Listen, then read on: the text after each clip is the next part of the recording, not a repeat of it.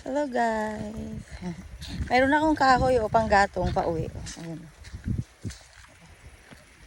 Ayan. Pauwi na kami.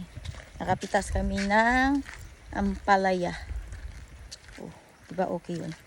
Mayroon na kaming gulay halo sa itlog. Solve ang problems. Busog. Kapag may tinanim, may aanihin. Kapag tatamad-tamad, nga. Yun lang guys.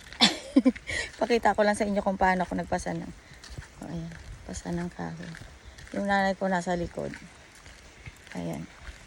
Kapag walang magawa, edi magbablog. Kapag may magawa, magbablog pa rin ako. Yun nga yun. Yun nga ako guys. Ako yun. Ako ito. Ako. Vlogger. Sana all. Ayun. Ayoko nang ituloy yung video kanina kasi ay nako. Alam mo naman ako, iyakin pagdating sa anak ko.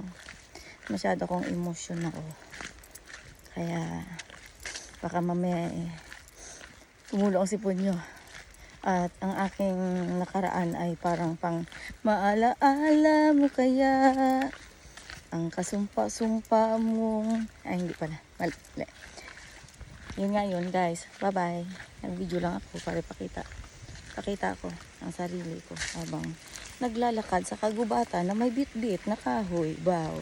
Ay, thank you. Mabuhay kayong lahat. Bye-bye.